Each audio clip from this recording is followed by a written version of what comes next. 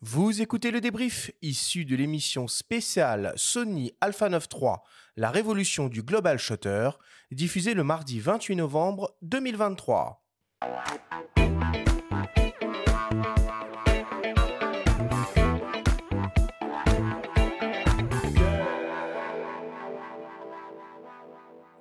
Nous sommes toujours avec Fabrice Abouaf, Guillaume Cuvillier de Sony France et le photographe Julien Poupard pour parler de la révolution technologique du nouveau Sony Alpha 9 III. Fabrice, Guillaume, Julien, si on devait essayer de résumer et de synthétiser tout ce que l'on s'est dit pendant cette émission. Guillaume, première question pour toi. Peux-tu nous expliquer les problèmes de rolling shutter et de banding inhérents à la conception même d'un capteur CMOS classique ? Alors, le rolling shutter, c'est une problématique qui est liée à la manière dont l'information est lue sur le capteur. Jusqu'à présent, plutôt ligne par ligne, sur des capteurs classiques, qui fait qu'il y a un décalage temporel entre le début de lecture, la fin de lecture, qui génère des déformations, des artefacts, éventuellement quand on est en lumière artificielle, et des déformations aussi bien en photo qu'en vidéo d'ailleurs. Le global shutter, lui, va permettre de vraiment figer le temps au moment de la prise de vue et de capturer tous les pixels en une seule fois et donc de ne plus avoir aucun problème lié à ce décalage temporel dans la lecture de l'information extraite du capteur. Fabrice, quelles sont les caractéristiques du nouveau capteur de l'Alpha 9 III ? Alors, on est sur un capteur plein format, stabilisé, de 24 millions de pixels, avec le nouveau système dont on vient de parler, unique au monde sur ce type de boîtier qui est le Global Shutter. Donc ça veut dire un obturateur 100% électronique, pas d'obturateur mécanique. Voilà, un capteur extraordinaire. Rappelons peut-être qu'il est de structure empilée a priori, mais qu'il s'agit d'un nouveau type de capteur quand même. Il est de la famille Exmor RS, mais reste sur une nouvelle technologie qui est le Global Shutter. Julien, peut-être, qu'est-ce que ce nouveau capteur permet à l'appareil d'accomplir en termes d'obturation et de rafale ? Eh bien, on va être sur un capteur avec une rafale à 120 images secondes, avec une vitesse d'obturation au 80 millième et une synchro flash sans limite. Je ne sais pas si on peut dire comme ça. À toutes les vitesses. À toutes les vitesses, voilà. Et avec plus de problèmes de rolling shutter ni de problèmes de banding inhérents à un capteur empilé. Et pourquoi cette nouvelle technologie est considérée un peu comme game changer pour le domaine de la photo de sport, selon toi, Julien ?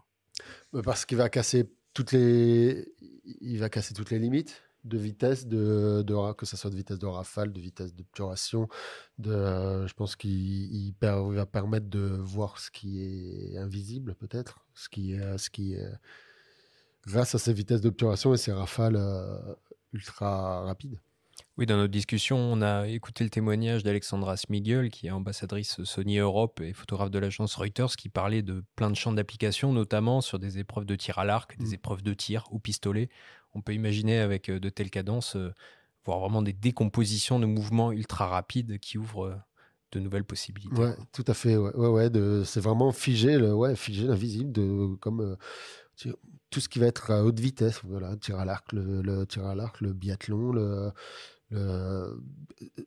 tout ce qu'il est impossible de voir à l'œil nu. En fait, là, on va pouvoir l'avoir et de manière très facile, on va dire. Guillaume, quelles sont les autres caractéristiques importantes de l'Alpha 9 III pour de la photo de sport ? Il y en a plusieurs. Il y a notamment, alors on a parlé beaucoup des bénéfices du Global Shutter. Quand on l'associe au pré-déclenchement, je pense qu'on s'approche de l'arme fatale pour la photo de sport, de pouvoir non seulement figer le temps, mais aussi le remonter. Donc de pouvoir revenir effectivement sur des actions qu'on a malheureusement manqué, mais si on était suffisamment prêt pour presser le déclencheur à mi-course, on est sûr de les avoir quand même. Je serais vraiment curieux de savoir si on pouvait mettre ce boîtier dans les mains de Cartier-Bresson, comment il aurait redéfini l'instant décisif. Pour le coup, je pense que ça aurait été assez poétique. Oui, alors je pense qu'on n'est pas dans la même philosophie de prise de vue. Mais, clairement pas, mais bon, quand même. Mais bon, voilà, encore une fois, c'est maximiser les chances de réussite des images, et ça fait partie aussi des retours que moi j'ai eu des photographes, de dire bon, c'est plus drôle, quoi. On peut plus rien louper avec ça. En tout cas, tu n'as plus d'excuses, quoi. C'est-à-dire qu'auprès de ton employeur, c'est compliqué de justifier une image floue, quoi. Voilà, mais donc oui, pour moi, le point saillant, c'est ça. Après, il est armé aussi pour l'usage, dans les usages professionnels, pour tout ce qui est transmission, pour tout ce qui est... parce que c'est ça l'important. Hein, le but, c'est pas juste de faire des images pour remplir des cartes, c'est de les diffuser, de les partager. Donc, il a la définition pour ça, il a l'outillage de partage d'images pour ça, à travers le sans-fil, le filaire, tout ce qu'on veut. Il a même le SDK, hein, donc on peut même le brancher pour en faire un boîtier télécommandé. Je pense notamment, j'étais à Montier-en-Der le week-end dernier, je pense à toutes les applications de pièges photographiques qui peuvent s'y rattacher. Enfin voilà, on a un boîtier qui a un univers de possibilités qui est immense. Fabrice, ce nouveau Sony Alpha 9 III, est-ce qu'il se positionne en haut de la pyramide des boîtiers Sony full frame? On a une pyramide qui a changé un peu de forme. C'est-à-dire que l'Alpha One était vraiment le flagship dans notre gamme. Maintenant, on en a 2 sur des catégories A1 et A9. Voilà. Donc, on a le combo haute définition et rapidité avec l'Alpha One, et on a la rapidité ultime avec l'Alpha 9 III. Voilà, 2 boîtiers très complémentaires qui tiennent aujourd'hui, qui portent le drapeau Sony de la photo professionnelle. En attendant la future Alpha One, marque, on ne sait pas. Fabrice, combien coûte l'Alpha 9 III et quand est-ce qu'on pourra se le procurer? Alors, l'Alpha 9 III est positionné à 7 000 € en prix public recommandé. Quand est-ce qu'on pourra l'avoir? Bientôt, on l'espère.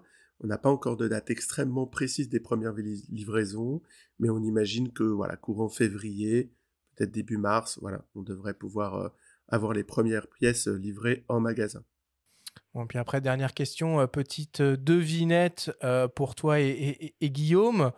Après le miroir et l'obturateur, quel va être le prochain élément fondamental d'un appareil photo à disparaître? Je pense qu'on a déjà...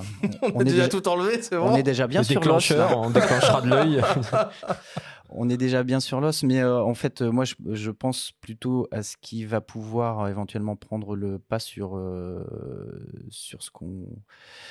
les touches, par exemple, personnalisées sur toutes les touches qu'il y a sur un boîtier, d'avoir quelque chose qui soit un peu plus intuitif. Donc, moi, je dirais plutôt un boîtier qui se simplifie dans son interface utilisateur pour gagner en convivialité, avec pourquoi pas de la commande vocale pour remplacer les menus et les touches personnalisées. Ils vont nous mettre Alexa dans les boîtiers, mon Dieu. Tu crois que les pros accepteraient ça? Non, tu peux pas toujours. Tu peux pas assez toujours conservateur, non? Hey Sony, prends la photo. Tu peux pas toujours le faire. Cela dit, aussi dans l'Alpha 9 Mark III, et c'était le cas aussi, je crois, sur les Alpha 7C2 et 7CR, on a un guide vocal déjà qui te guide dans le paramétrage du boîtier, qui répète, parce qu'on est des fois dans des conditions où on ne peut pas voir ce qu'il y a sur l'écran, etc. Mais il peut te dire, là, tu es sur la fonction paramétrage de la définition, etc. Et donc, je pense que c'est cet aspect un petit peu conversationnel avec le boîtier.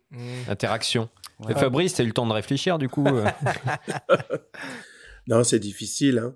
On imagine qu'on a déjà enlevé l'obturateur, on a déjà enlevé le miroir. C'est colossal d'avoir enlevé tout ça. Au niveau des objectifs, on a déjà grandement simplifié le système autofocus en l'améliorant énormément.